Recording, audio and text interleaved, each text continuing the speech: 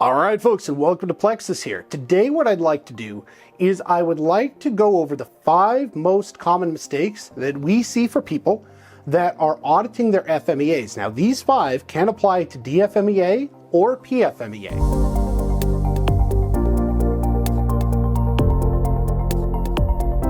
So, the reason why we wanted to do this video is we know that you guys know a lot about the methodology of auditing, but a lot of the organizations that we see that implement this are still making these mistakes and achieving less than stellar results.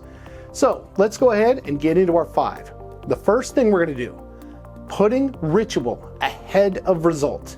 I cannot tell you how many times I have done planning with individuals who had a really good plan when they got out there. But at the end of the day, what the audit actually produced was no result. There was a lot of paperwork that was done, there was a lot of time that was wasted, but in reality there were no results and it was more focused around the ritual.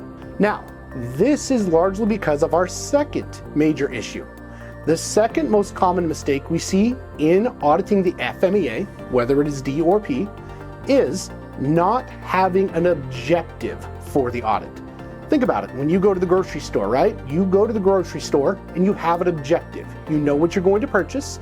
You know what you're looking to buy there. And so you don't go just hoping you kind of stumble upon what you're looking for. So when you do an audit of an FMEA, whether it is P or D, make sure the objective is clear. And I come from a Six Sigma background. So my question is always, what is the needle we are trying to move?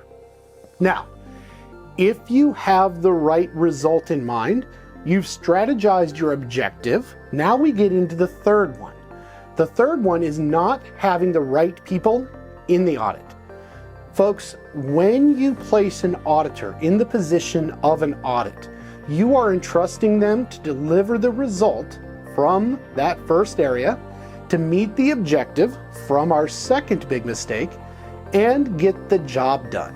So folks, one of the things I would encourage you to do, look at the individuals that have a proven track record of performance, because if they do not, if they have a proven track record of busy work or not being effective at their objective, they will transfer that over to your audit. So find the right individual in order to achieve the right result based on the objective that you set.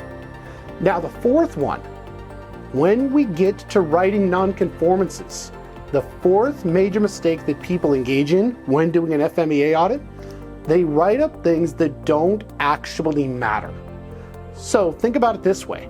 We spend 2 hours, the line sees an impact because you're out there on the line or you're in there with the designers, and at the end of the day, they are paying you for information. Now, if you come with information that is either just busy work or information that they already know, the inevitable thing they're going to look at you and say is, why would I pay you to do that again when in reality you didn't tell me anything that was useful and anything that I didn't already know?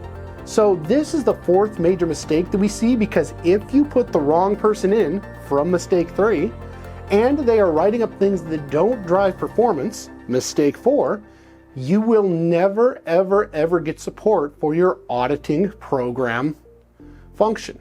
Now, the fifth one is making the scope too large, right? So processes, parts are very complex.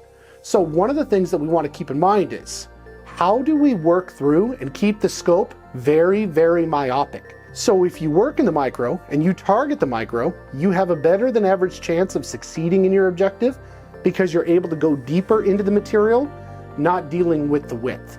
So those are really the 5. The first one, putting the ritual ahead of the result. Don't do that. Second one, not having an objective. The third one, putting the wrong people in the audit.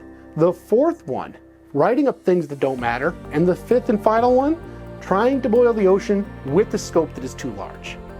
All right, hope you learned a little bit about the 5 mistakes that we see a lot of organizations make. We do a lot of consultation, and these are things we see in a majority of organizations that are not achieving. So if you'd like more information on auditing the FMEA or any other information in the area of quality standards, systems, and anything else, check out plexusintl.com for more information on these topics. All right, we'll see you in the next one.